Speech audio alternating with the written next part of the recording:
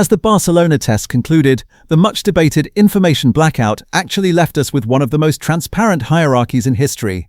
No matter how much teams tried to hide, when we align all 11 teams, it is no longer a secret who has done their homework and who has been crushed by the complexity of the regulations. From Mercedes' metronomic reliability to Williams' organizational fiasco, we can now read the first real power map of 2026 through an engineering lens. These cars don't just look different, they redefine F1's DNA with active aero and roaring new engines. In this video, we will analyze every kilometer covered and every leaked performance data point to expose those at the top and those at the bottom. Before we dive into our analysis, if you could subscribe to the channel to follow these technical leaks and the 2026 revolution with me, you'd be providing fantastic support for us to grow together. Now, let's lay out the Barcelona report cards for all 11 teams in full detail.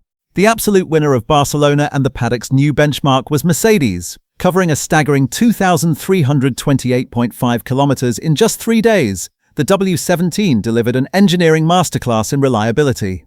The relaxed demeanor of George Russell and Kimi Antonelli at the wheel is proof that the simulator correlation with the track is flawless. Despite the removal of the MGUH, the drivability of the engine surprised both drivers and engineers.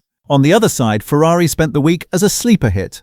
Despite arriving with a very conservative Spec-A package, Lewis Hamilton's 1-minute 16.348 lap on the final day shook the paddock. This lap was more than just a time, it was proof that Ferrari hit the weight limit with thin wall casting and the efficiency of the 067/6 engine. Hamilton's comment that the car is much more fun and responsive than 2025 shows that Maranello has calibrated the chassis to the driver's fingertips. Although Ferrari hasn't fully unleashed its performance, surpassing the 2,000 kilometers mark confirms they are the biggest threat heading into Bahrain. Red Bull building its own engine was the paddock's biggest what-if-it-fails question. But Barcelona has shelved those concerns for now.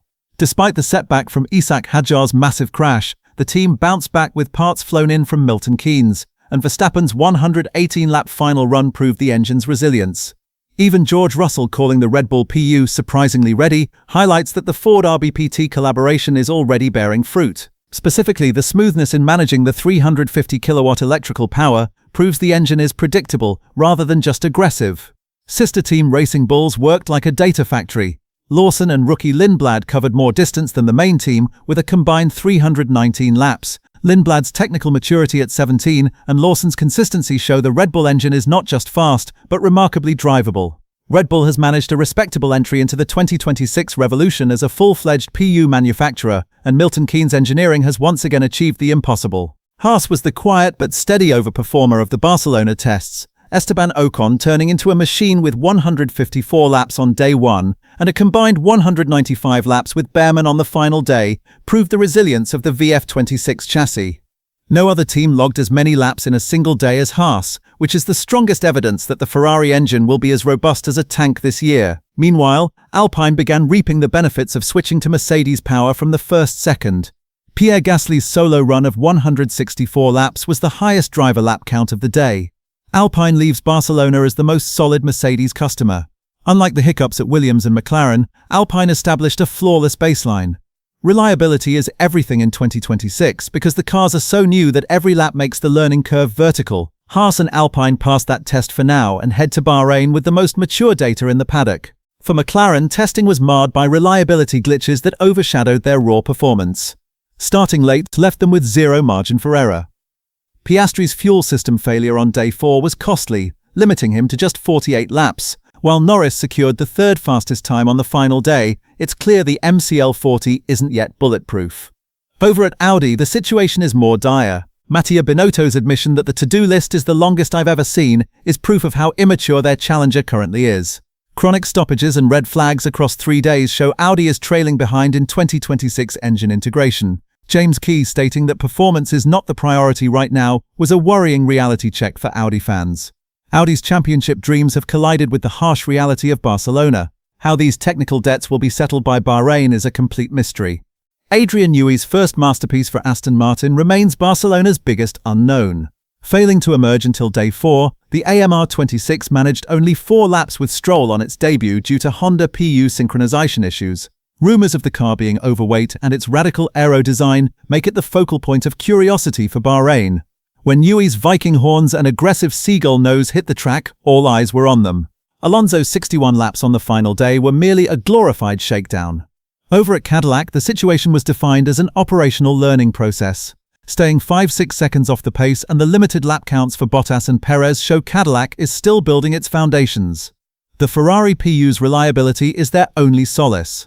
Both Newey's extreme aero gamble and Cadillac's learning curve represent the most unpredictable pieces of the 2026 hierarchy. The undisputed sole loser of Barcelona was Williams. As the only team among the 11 failing to put a single wheel on track, Williams officially failed the 2026 preparation test. James Vowles' claim of pushing limits feels like a weak excuse when even newcomers like Cadillac and Audi managed to log laps.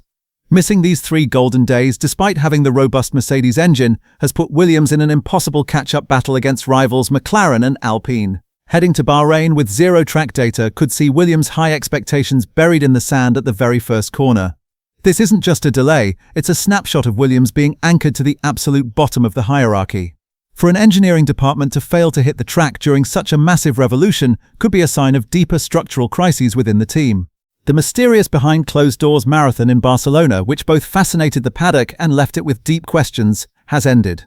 The much-anticipated first technical snapshot of the 2026 Formula One world now stands naked before us. Mercedes' bulletproof metronome-like reliability, Ferrari's sensational speed strike with Hamilton, and the scarily unexpected engine maturity of Red Bull Ford show that the top spots in the new hierarchy have already been claimed. However, these 5 days taught us more than just lap times or mileage. They proved that 2026 isn't just about new rules, but a savage engineering war where F1's DNA is being rewritten from scratch. In this new era, victory won't belong just to those with the strongest engine, but to the geniuses who package those massive hybrid units into impossible tight spaces, dancing with thermal limits with surgical precision, and using active aerodynamics as a weapon. Every kilometer completed in Barcelona was less about performance runs and more about survival, correlation, and understanding.